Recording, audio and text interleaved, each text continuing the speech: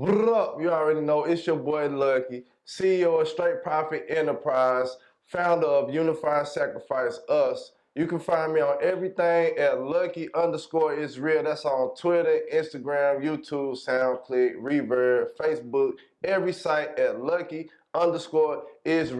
We in here right now rocking with Grandosiá TV. Let's go.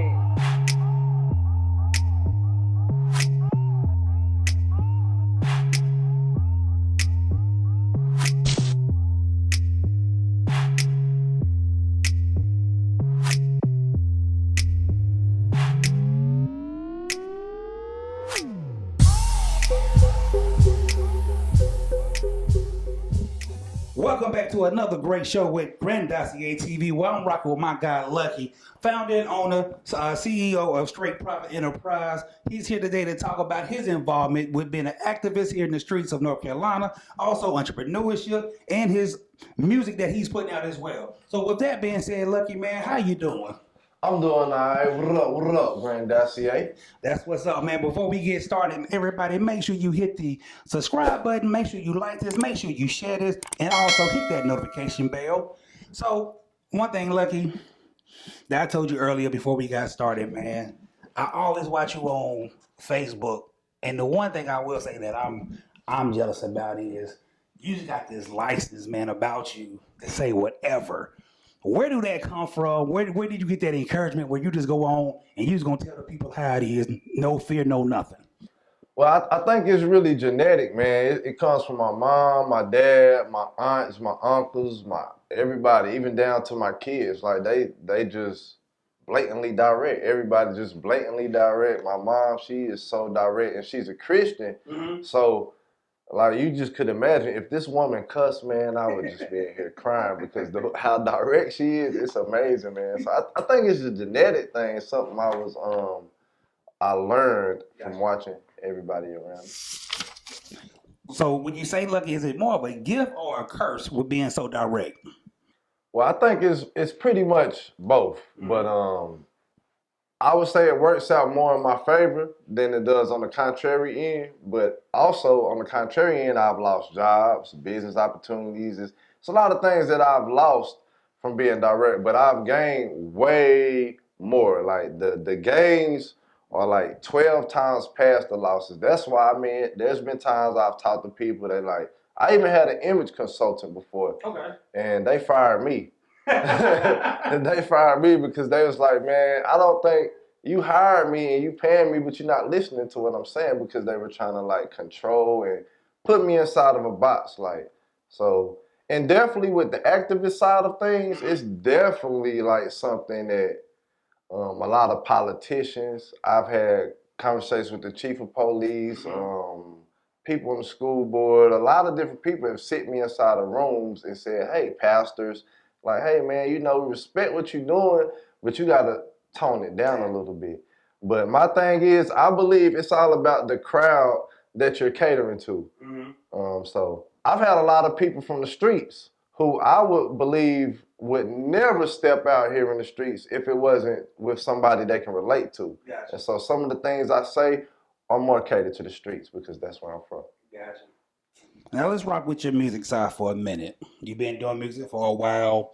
You got the hit single out. Well, I don't know if it's the name of the song, but I like the way it goes. As far as you said, you have been up, you have been down. Right. You took a loss, got it back.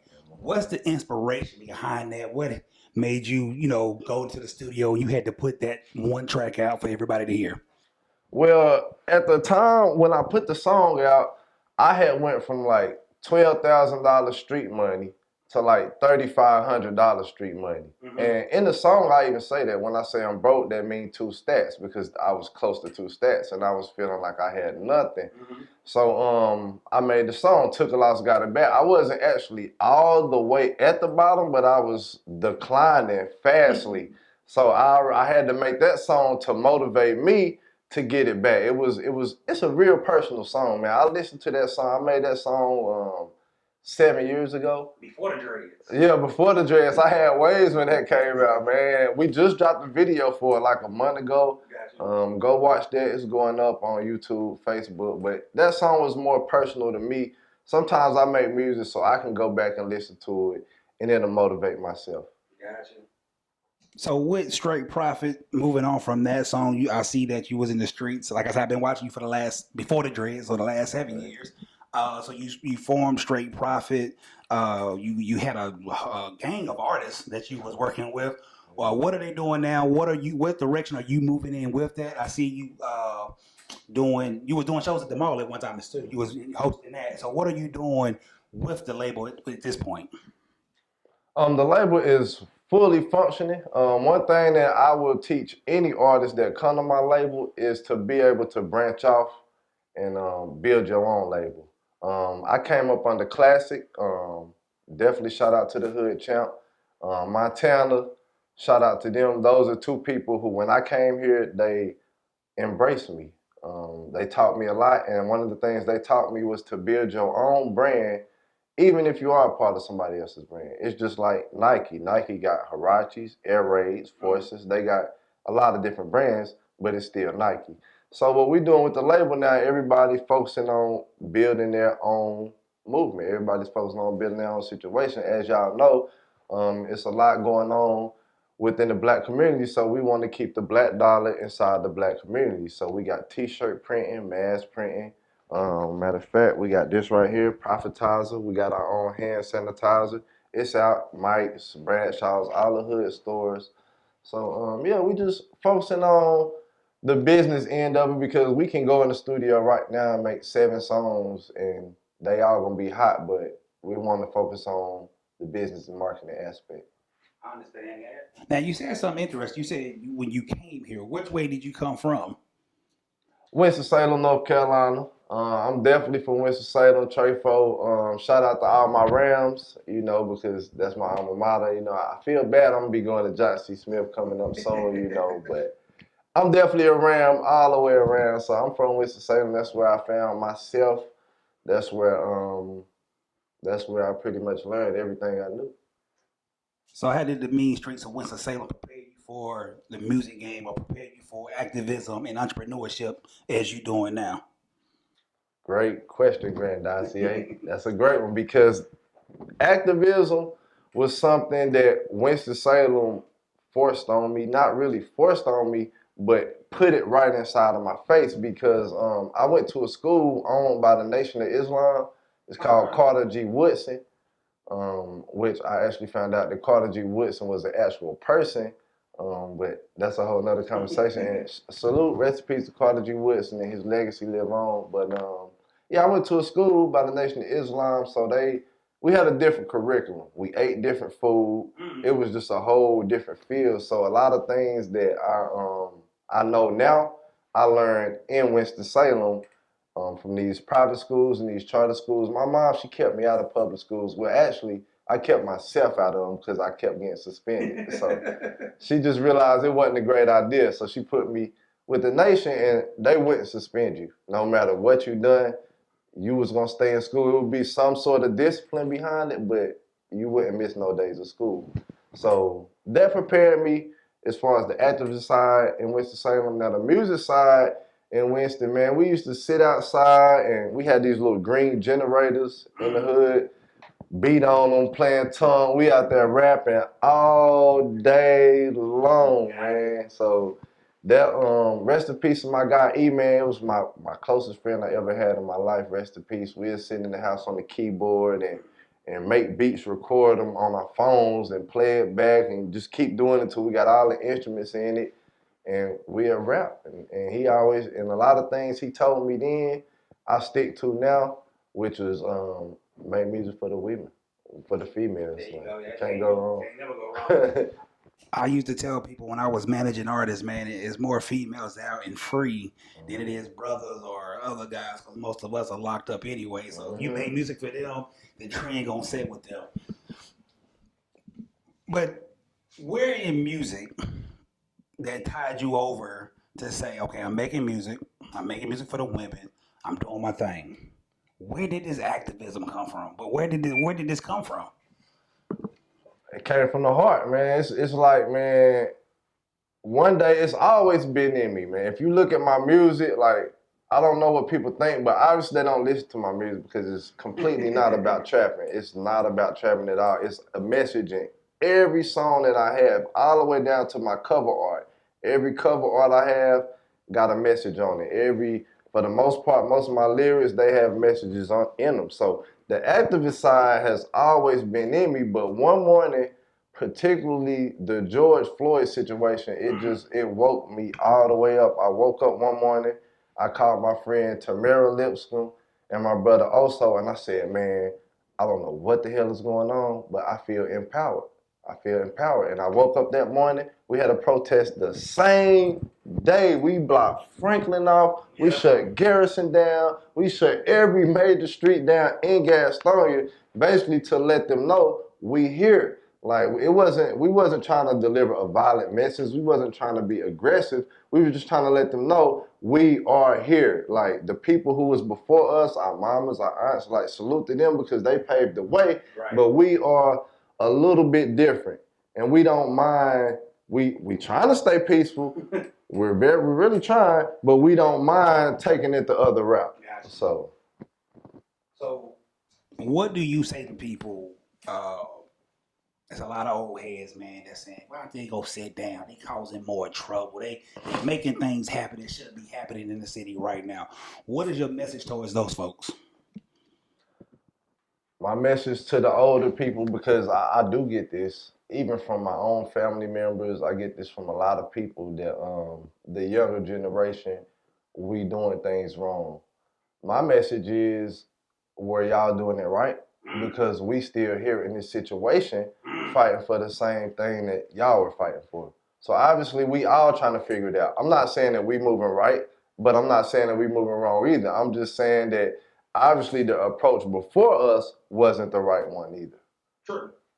I mean, it gets some people killed. So I guess that was not the right approach because I'm trying to see you be alive. Yes, sir. So I had somebody here before. You probably know her, Lydia. Mm-hmm. And she told me in her story, her mom stopped talking to her. She received death threats. You have kids. You have a lady. So if anybody threatened you and yours, or how's that been going right there? Yeah, I've gotten several threats, like through Facebook. It was so bad at one point, I never to this day and still have yet to figure it out. Every time I go live, there are Confederate members on my live sending threats, and I'm just like, bro, are you serious? But you know, you got to be real careful because these are people who actually know my face. Yes. They actually tell me where they saw me at. Hey, I saw you over here. I could have took you out here. Or I saw you in Dallas, or I saw you at Walmart. So these are people who are actually paying very, very close attention to the people they're dealing with. And on the contrary, I think that us as melanin or people of color, I think that we take for granted the real danger that we put ourselves in, because those guys, when we have altercations with them, they out there with walkie-talkies. They got drones flying in the air. We don't got none of that. What we got is a cell phone and a whole group of people saying we'll do what we will do, but are we really ready to do it? I don't believe so, but I believe we need to start preparing for anything, because something's about to happen. I don't know what it is, but I feel like it is. Are you nervous when you out there? No, I'm not nervous. Not anymore, because I feel like it was something that I was led to do.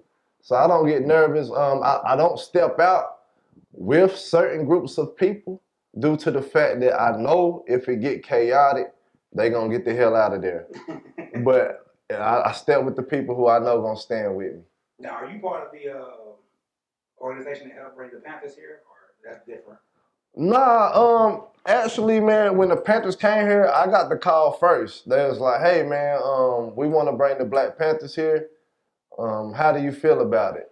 I was like, shit, yeah, bring the Panthers in. Now, this particular time, I was definitely nervous, because when I told them to bring the Panthers in, I'm not thinking like they about to bring the damn Panthers in. Right. So when we pulled up, I see a whole street full of Panthers. Like, not the bullshit chapter. Right. I'm talking about they flew in from DC, Atlanta, New York. They came from everywhere. This was a real, actual chapter. So it was like one of the most intense um, moments I ever felt in my life, I was happy because that's something I always read about in history books and things of that sort, and to actually feel it and stand there, it was a wonderful moment. But when we went up there, yeah, that was the time I was nervous. That got me out of my nervousness right there. I said, if I stood through that, I could stand through it all. Go. Well, now when I saw them on Facebook Live, they had the guns out there. One dude just chanting whatever he was chanting, and I was like, "Yo, it's about to go down in the city."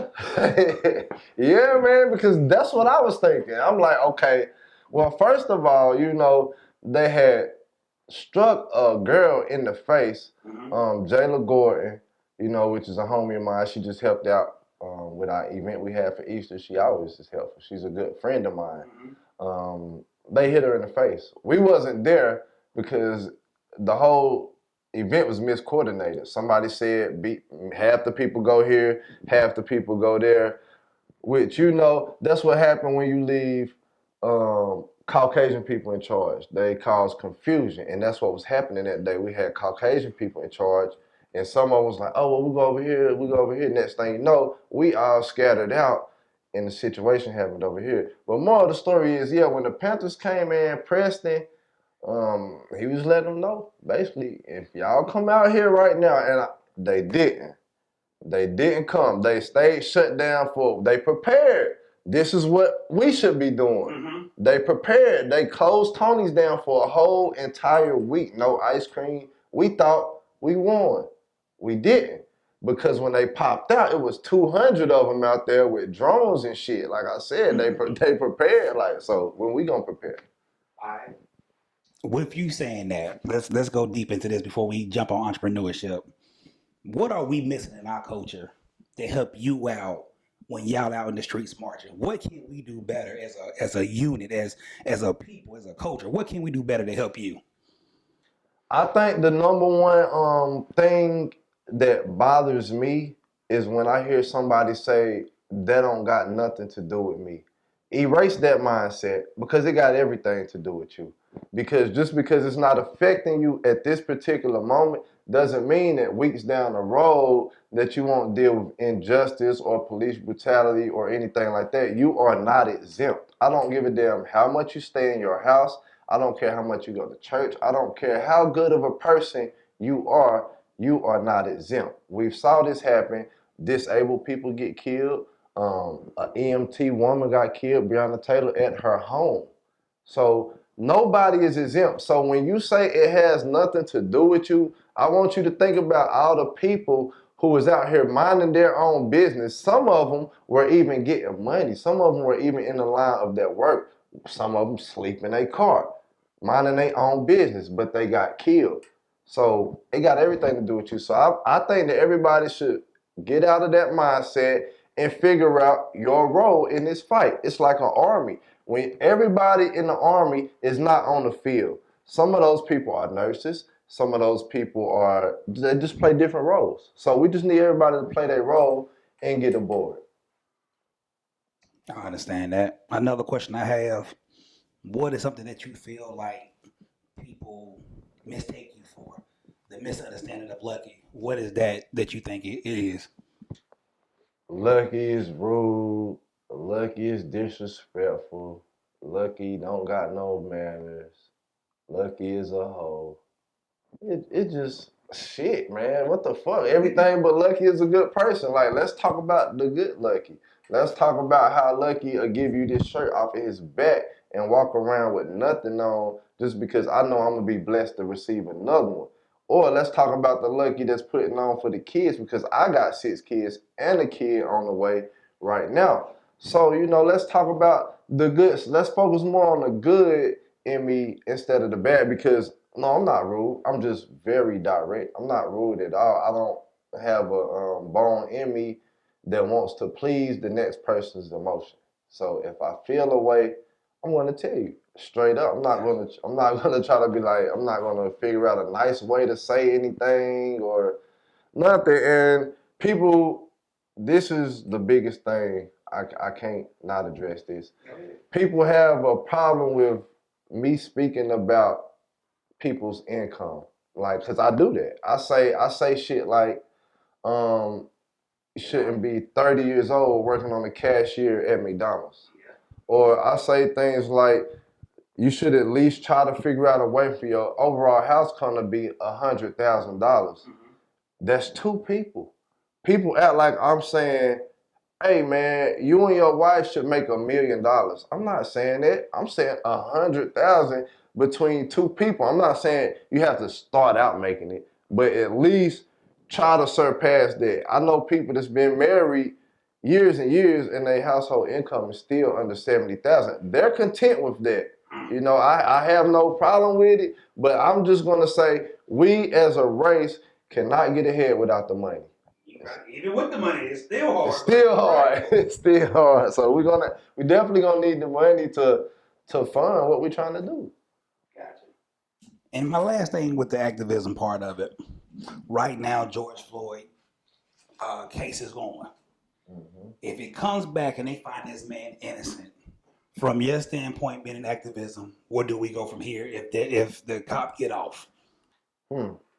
Well, yesterday I was at a store, man. Some random guy, I never saw this guy in my life. He said, "Hey, Lucky, I noticed that you're very vocal in the community." He said, "Well, I just want to tell you one thing." He said, if this George Floyd case does not go correctly, do not encourage the people to become violent. That was powerful to me. And the reason why, because that's exactly what the fuck I was gonna do.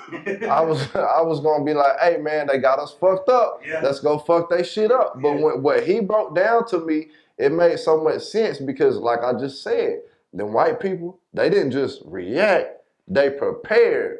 So that's what he was telling me to do. Like, prepare. If you are gonna take this approach, be prepared for what comes with it and prepare yourself to be able to handle it. But we're not going to take that approach. What we're going to do is continue what we are actually doing now, striving and building the black economy and valuing the black dollar and just taking over.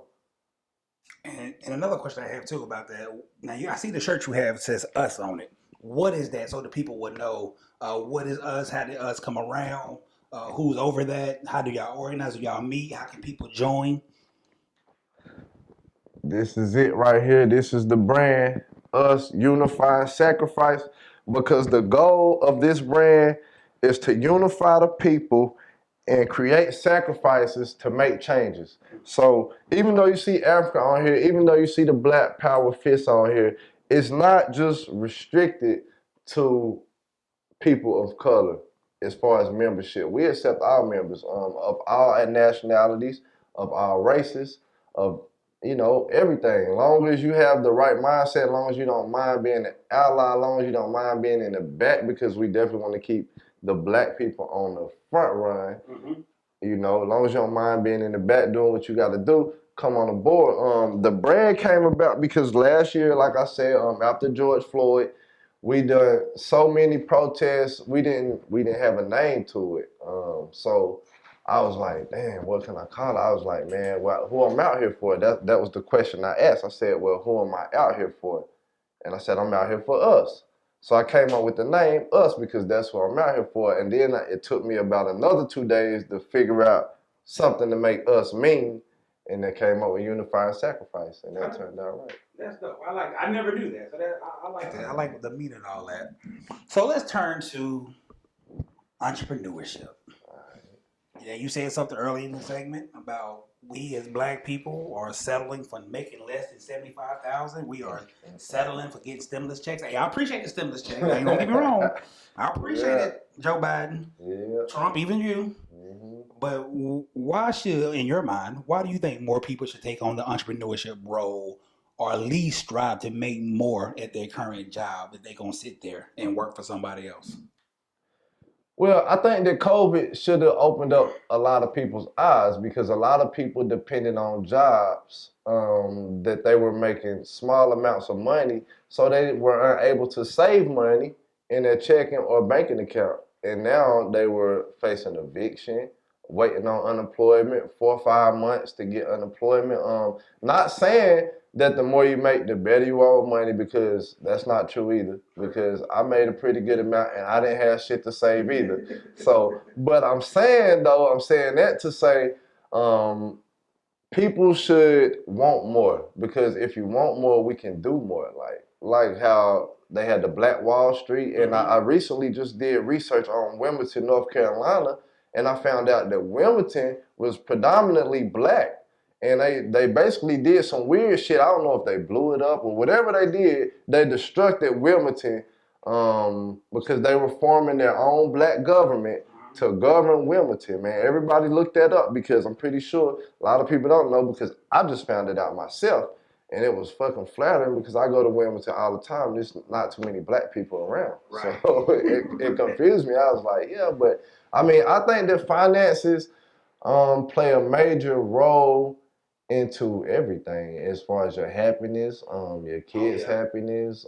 I mean, money can't buy happiness, but get you close to it. It can get you close, boy. It can make you forget about a lot, boy. You know, well, the bills due, I'm gonna go ahead and pay them because you got the money, as opposed to the bills due, let me try to figure out how I'm gonna pay them.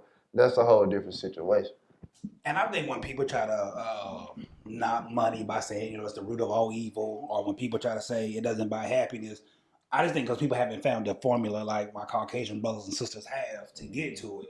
Because when you don't have money, like you said, you feel ill about certain ways. If your girl want to go to Steak 48, you be like, baby, like, hold on. Now, you know I got the money for that. Yeah. You don't got to pay these bills. So it's like money, but money's the only thing that can come close to getting us separated or getting us equal to our Caucasian brothers and sisters, because that's something they respect. And when you don't have it coming to their table, why should they respect you? What is your thoughts on that?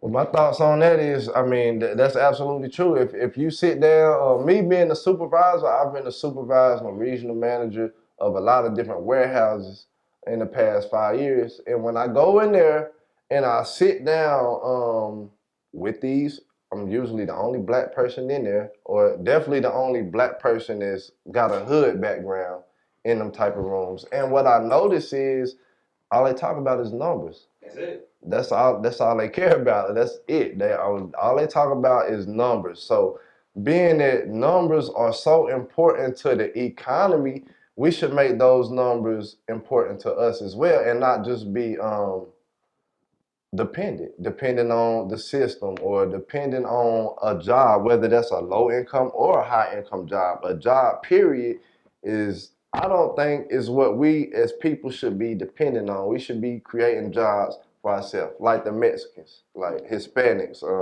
They got a place down here in Dixie Village where Value Village used to be, man. Wow. Yeah, man, they got a fucking village in there, man. They got the jewelry store, the damn laptops, the damn furniture, the groceries, anything they want, they can go in that store and buy it. So I will say this, and I hope my black listeners don't get mad at me, because Grandosiá TV, we need you, we love y'all. Facts. But one thing I notice about black people, some of them, we just don't want to work. We want it to come easy to us. So I hear what you're saying, that we should be like our Hispanic brothers and sisters, but they gonna go work them 3, 4, 5, 8, 10 long hour days, 20-hour days. We gonna be like, hey, bro, I ain't doing that, man. I ain't selling no oranges. So it's like, what do we do to get our mindset changed to say, you know what, I gotta do this for my family? Well, I mean, the only person that could change a person's mindset would be them, man. Me, I got 6 kids, so when I pick up my phone or I video chat, or, you just got to use something to inspire you. My kids inspire me. When I get down, I look at my phone, or I got a tattoo on my neck to inspire me. It say, I love me, because anytime I get down, I got it there for a self-reminder, for me to look in the mirror at myself and remember, like, I love myself. So I would say find a little more self-value, get you a piece of anything that's gonna motivate you, even if that's a letter from your friend that's locked up, or obituary, your grandma passed, maybe that's your motivation, because rest in peace to my grandmas. I definitely have conversations with them that motivate me as well. So, I mean, get up, man. Get up off your butt and go get it, because it's not going to come to you. These stimulus, this tax check, this unemployment, that's about to run out. Yes. So. Man, I love it, man. I love the knowledge that you dropped with us today, man. But let the people know once again, I know you did it in the intro, but let them know once again where they can find you at on social media. So if they have any questions for you, we can point them in the right direction. You can follow me on YouTube, Twitter, Instagram, Reverb, Titles, Spotify, Apple Music, every damn thing at the same name. Is Lucky underscore is real. And on Facebook, just take out the underscore because you can't use it. So it's Lucky is real. Also, make sure y'all add my little brother Oso Billy on Twitter at Oso on the way and Oso Billy on Facebook. With that being said, also make sure y'all go to YouTube, subscribe to this channel, Grandosiá TV, hit the notification bell so when we go live, y'all get all the update videos. Anything last for the people that you want to say? Yeah. I just want to say, I want to say, everybody, please, please raise your kids to inquire knowledge, to learn, to research. Do not teach your kids, don't program them. Do not program your kids to a religion, to a politician, to anything. I tell my kids certain things, but I also tell them to go do their own research and bring me some information back. Teach me something based off of what I taught you. So I just want to say, please, because the kids are the most important part of the world right now. Like, they are very, very important, man. We dealing with right now, the generation under me, see, I'm 33. So the generation under me is a little bit different because their parents raised them more like brothers and sisters. So I would say we need to get back to raising our kids on our grandmother and them morals, maybe not just religion, not just politics, but I'm speaking about respect. Like the way you make them kids respect each other, the way you make them learn. And I feel like we'll have a better future if we get our kids together. If we do not get our kids together, we're just gonna keep going through this. It's everybody speaks about systematic racism, systematic oppression, all of that. But nobody never wants to talk about when are we going to create our own system? Right. When is the black people going to create our own system and stop worrying about the system that we already know we caught up in? We know this. So why are we focusing on it? Let's not focus on the problem. Let's focus on the solutions. That's what I think.